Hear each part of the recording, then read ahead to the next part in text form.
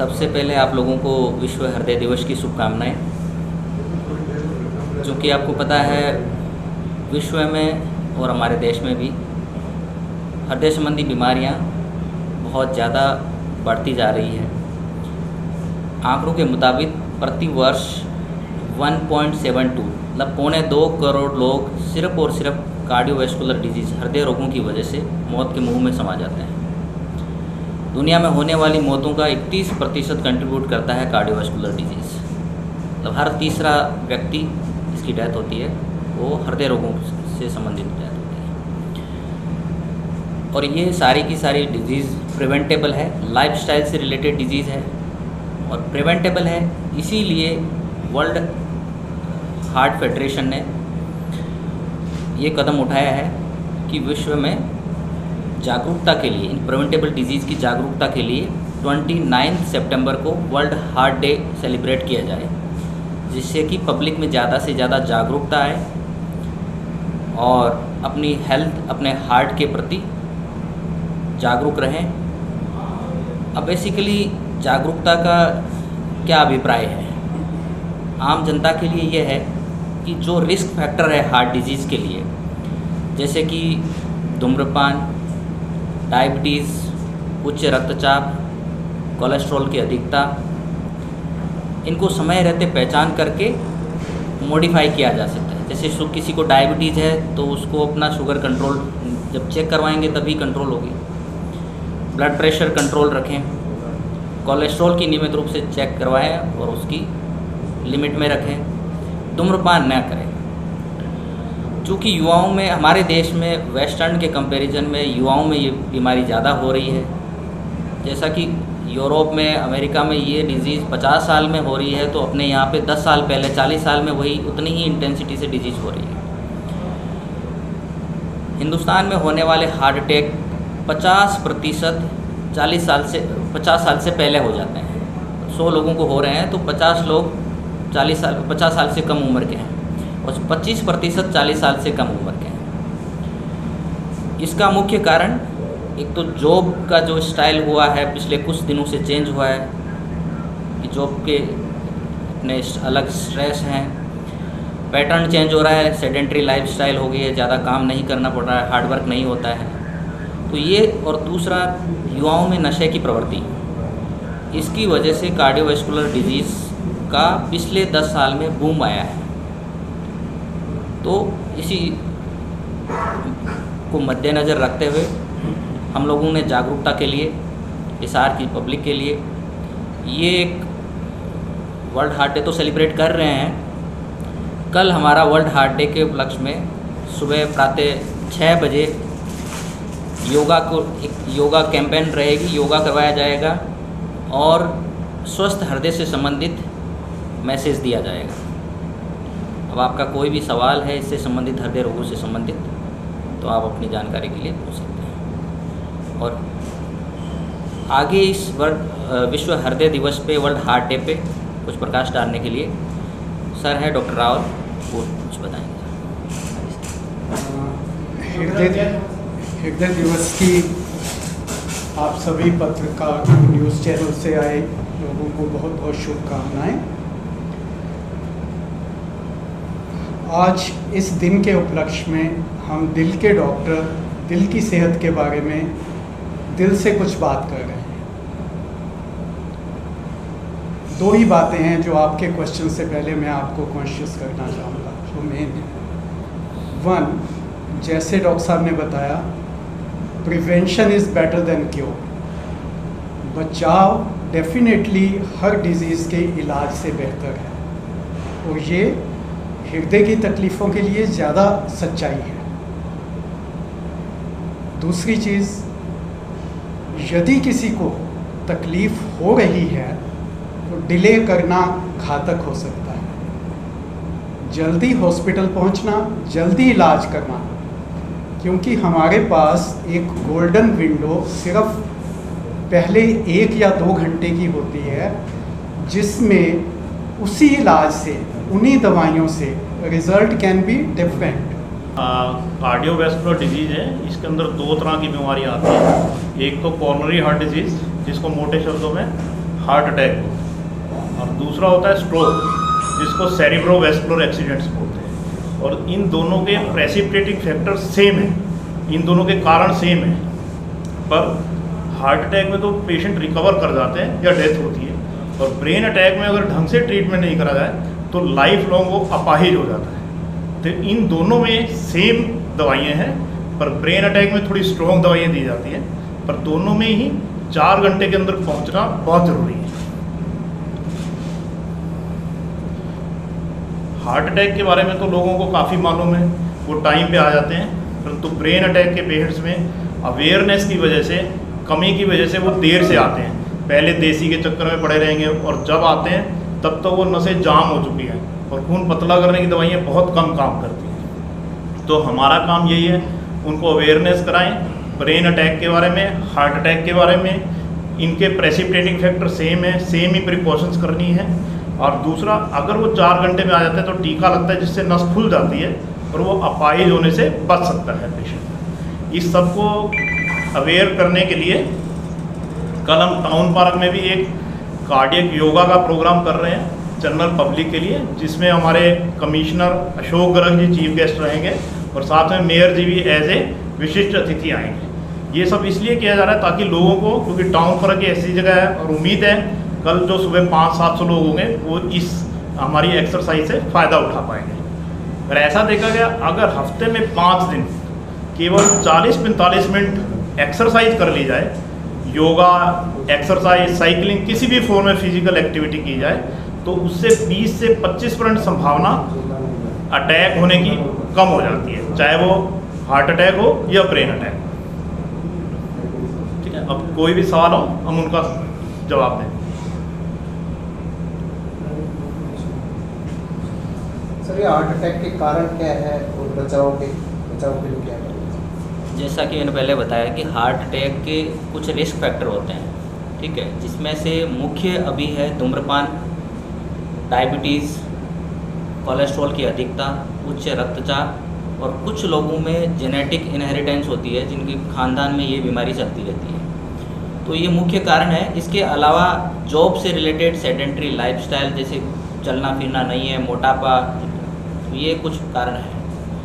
अब heart attack क्या होता है कि हार्ट की जो मुख्य धमनियाँ होती है उसमें प्लाक का डिपोजिशन, कोलेस्ट्रॉल जमा होता रहता है, और एक लेवल पे उसकी जो झिल्ली है वो फट करके उस नस को पूरा बंद कर देती है। पूरा बंद होते ही सीने में भारीपन, जो कि दर्द, जबड़े में जाना, पीछे पीठ में जाना, दाएं और बाएं दोनों हाथ में जाना, बहुत ज़्यादा पसीना आना, सांस की तकलीफ होना, ये सिम्टम्स रहेंगे। इन सिम्टम्स को जितना जल्दी आइडेंटिफाई करके, तो जैसा कि सर ने बताया कि गोल्डन आवर होता है, गोल्डन विंडो पीरियड होता है, जिसमें 1 या 1.5 घंटे के अंदर अंदर जितना जल्दी, क्योंकि 3-4 घंटे के बाद में हार्ट की मांसपेशियां अधिकांश डैमेज हो चुकी होती है। तुरंत एंजियोग्राफी की जाती है, कहाँ पे ब्लॉक है उसको ओपन करके खून के प्रवाह को मेंटेन किया जाता है, और ये दुनिया का सबसे नवीनतम इलाज है, क्योंकि एक डैमेज होने के बाद में उस इलाज को करने के बाद ज़्यादा बेनिफिट नहीं मिलेगा। बीमारी ना हो उसके लिए आपको जो रिस्क फैक्टर है उनको मॉडिफाई करना पड़ेगा, उनसे बचाव करना पड़ेगा। डॉक्टर साहब, कई बार नॉर्मल दर्द होता है चेस्ट में, उसको कैसे देखा जाए? नाभि के ऊपर, जबड़े के नीचे, इस दर्द को कभी भी नॉर्मल नहीं माना जाना चाहिए। हमेशा उसको डॉक्टर से कंसल्ट करना चाहिए। जब तक ये तय न हो जाए कि भाई ये दर्द है, हार्ट की वजह से ना है, तब तक उसको अपने लेवल पे, अपने स्तर पर ये ना माना जाए कि ये गैस की वजह से है या किसी और मांसपेशियों का दर्द है, तो उसको इग्नोर नहीं करना चाहिए। कई बार इग्नोर की अवस्था में ये घातक साबित हुआ है, कार्डियक अरेस्ट तक पहुंच जाते हैं और अल्टीमेटली डेथ हो। डॉक्टर साहब, खाने पीने में क्या विशेष ध्यान रखना चाहिए ताकि इस बीमारी से बचाएं? वो स्पेशली आप पूछ रहे थे भी ये दर्द है तो हार्ट के कारण है या नहीं है। जिस दर्द का ताल्लुक एक्सर्शन से है, चलने पे हुआ है, कोई काम करने पे हुआ है, वो 99% हार्ट के कारण ही है। एक चीज़, जिस दर्द के साथ घबराहट, पसीना और बेचैनी है, वो हमेशा हार्ट के साथ होने के कारण ज़्यादा संबंधित होने के चाहिए उसकी वजह से। तो इन चीज़ों का ख्याल रखिए। जैसे कि साथी ने पूछा कि खाने पीने का क्या ध्यान करना चाहिए ऐसी स्थिति में? जैसे हम पहले बता रहे हैं कि बचाव इलाज से बेहतर है, तो खाने पीने के लिए सबसे पहले जो सबसे घातक चीज़ है वो हमारा घी आता है। आजकल हम ऐसा घी में केमिकली देखें तो मोनोसैचराइड फैटी एसिड्स हैं, पॉलीसेचराइड्स हैं, ट्रांस फैट्स हैं, काफ़ी तरह के फैट्स होते हैं। लेकिन सिंपल शब्दों में जिस घी को बार बार हम उबालते हैं, बार बार उसका टेम्परेचर हम 200 से ऊपर ले जाते हैं, वो ज़्यादा घातक हो जाता है। एक ही घी को यदि हम 5 बार, चाहे वो अच्छा घी भी है, 5 बार हम उसका टेम्परेचर 200 से ज़्यादा ले जाएंगे, वो हानिकारक घी में तब्दील हो जाएगा। वैसे आजकल घी में देसी घी की अधिक मात्रा में, स्मॉल क्वांटिटीज़ ऑफ देसी घी इज़ एक्सेप्टेबल। देसी घी के से बेटर है रिफाइंड, और रिफाइंड से बेटर है सरसों का तेल। और जो हम एक कॉमन सी एडवाइस करते हैं कि घी के सोर्स को हमेशा बदलता रहना चाहिए। कभी सूरजमुखी वाला घी लें, कभी कॉर्न से लें, कभी किसी चीज़ का बना हुआ, तो वो बेटर होता है हमेशा एक ही तरह का घी यूज़ करने की बजाय।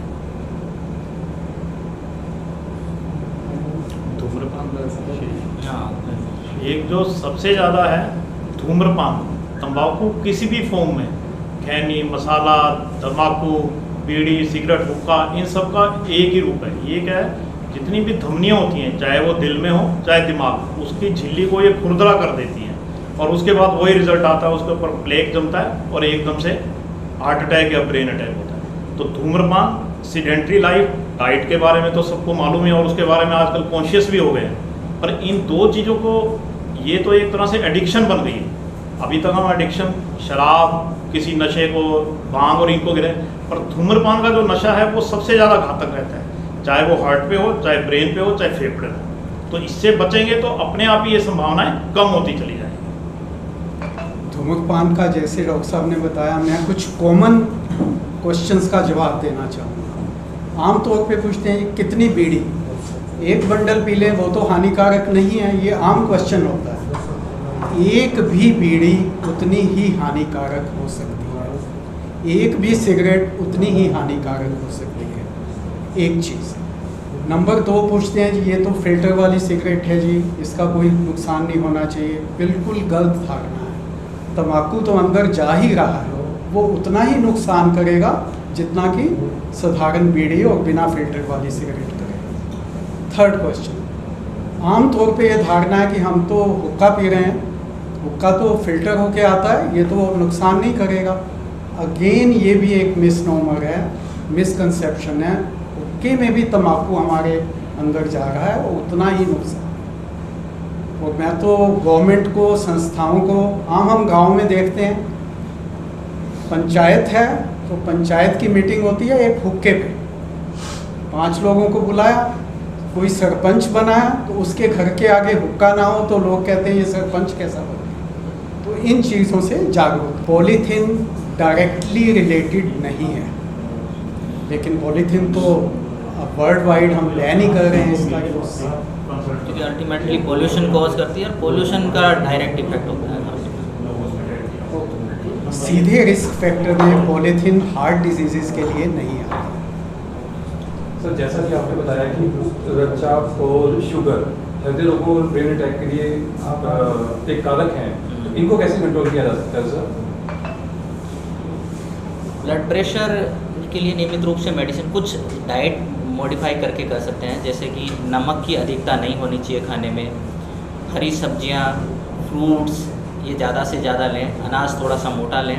और यदि एक बार आपको हाइपरटेंशन, उच्च रक्तचाप डायग्नोज हो गया है और उससे संबंधित मेडिसिन किसी डॉक्टर ने प्रिस्क्राइब की है, तो वो आपको रेगुलर लेना चाहिए, क्योंकि डायबिटीज़ और हाइपरटेंशन दोनों ऐसी बीमारी है कि उनके तात्कालिक सिम्टम्स नहीं आते। ऐसा नहीं कि भाई किसी को ब्लड प्रेशर हुआ और शुगर हुआ उसके तुरंत ही लक्षण आने लगे, तो उनके दूरगामी परिणाम घातक होते हैं, क्योंकि शुगर लंबे टाइम तक पूरे शरीर के हर हिस्से पे असर करती है, ब्रेन डैमेज करती है, हार्ट पे असर डालती है, पूरी की पूरी पेरिफेरल नसों पे डालती है असर, और उसके बाद में उनको रिवर्ट नहीं कर सकते, वो इरिवर्सिबल डैमेज हो जाता है। तो समय रहते पहचानना शुगर के लिए सिंपल सा टेस्ट होता है, फास्टिंग ब्लड शुगर टेस्ट करके से पता चल जाता है। यदि शुगर 125 से ऊपर आ रही है तो इसका मतलब आपको इम्पेयर्ड है शुगर, और फ्रिक्वेंटली चेक करवाएं। एक बार डायग्नोसिस फिक्स हो गया उसके बाद उससे रिलेटेड मेडिसिन लें। ब्लड प्रेशर का भी वैसे ही है, बीपी चेक कराएं, हर जगह अवेलेबल है, किसी भी कोने में आप ब्लड प्रेशर आराम से बैठ करके 10 मिनट ब्लड प्रेशर चेक करवाएं। लगातार यदि बीपी ज़्यादा आ रहा है, पहले आपको लाइफस्टाइल मॉडिफिकेशन जैसे कि नमक कम खाना, नियमित रूप से एक्सरसाइज करना, फ्रूट्स सलाद, ये सब करके देखना चाहिए। ये सब करने के बावजूद ब्लड प्रेशर ज़्यादा रहता है, 140 से ऊपर रहता है, सिस्टोलिक ब्लड प्रेशर 90 से डायस्टोलिक ब्लड प्रेशर ऊपर रहता है, तो उससे संबंधित दवाई आपको नियमित रूप से लेना चाहिए। ब्लड प्रेशर को हम साइलेंट किलर बोलते हैं, क्योंकि इसका हमें पता नहीं लगेगा, कोई सिम्टम नहीं होगा। नो योर नंबर्स, हम ये आज एडवोकेट करते हैं कि अपने ब्लड प्रेशर को, अपनी शुगर को पहचानो। सिर्फ ये कि आज मुझे कोई तकलीफ़ नहीं है, मुझे तो ब्लड प्रेशर नहीं है, मुझे शुगर नहीं है, ऐसा नहीं सोचिए। एक्चुअली देखिए कि क्या आपके नंबर्स हैं, क्या किसी को हो सकता है कोई तकलीफ़ ना हो, और ब्लड प्रेशर उसका नोट करें तो 180 आएगा। इसलिए इसको हम साइलेंट किलर बोलते हैं। समय पर जांच करवाना। हाँ, जब भी ब्लड प्रेशर हम एक बार देखते हैं किसी का 180 आया है, सीधा दवाई कोई भी डॉक्टर नहीं लिखता है। पहले उसको हम यही एडवाइस करते हैं, भैया नमक कम कर लो, योगा करो, यदि आप टेंस हो तो रिलैक्स हो जाओ। 80% 90% उनमें से ठीक आ जाते हैं, उनको ब्लड प्रेशर की दवाई सिर्फ रीएश्योरेंस ही दवाई है। लेकिन अगेन हमें इसे इग्नोर नहीं करना है कि मुझे कोई सिम्टम नहीं है।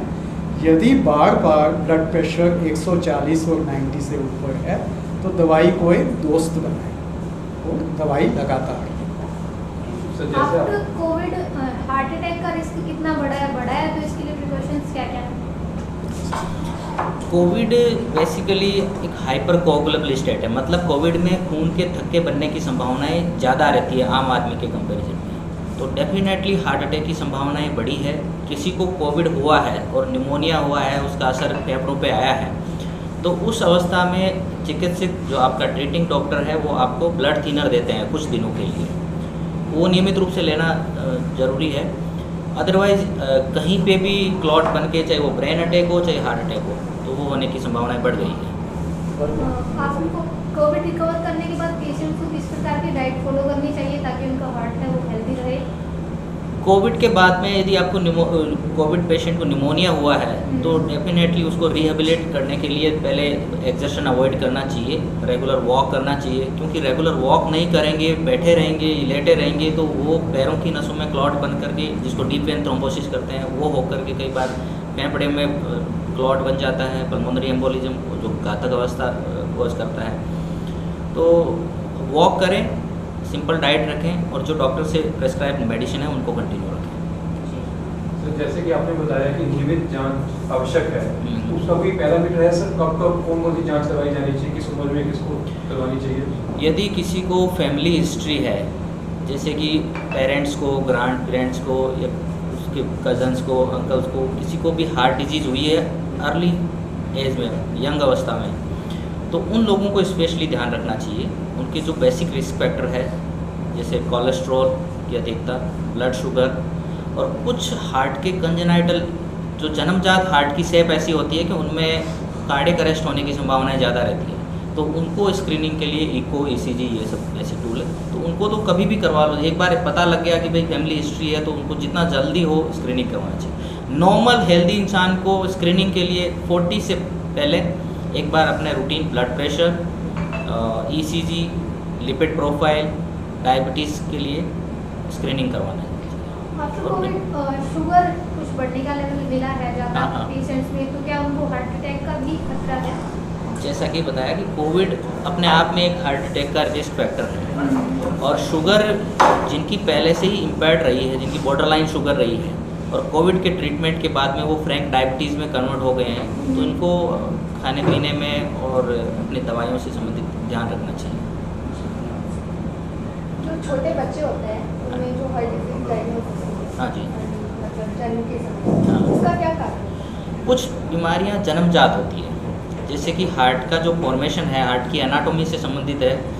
जिसमें हार्ट में छेद होना, वाल्व में सिकुड़न होना, ठीक है, तो वो जन्मजात होती है और वो क्योरेबल होती है। समय रहते बच्चों में सांस फूल रहा है, बच्चा अच्छे से डेवलप नहीं हो रहा है, तो उनका इकोकार्डियोग्राफी करवा करके, स्क्रीनिंग करवा के पता चल जाएगा ये दिक्कत है, और उसको कंसर्न डॉक्टर से अपना ट्रीटमेंट ले सकते हैं। वो जन्मजात होती है, वो कुछ प्रेगनेंसी के दौरान मेडिसिन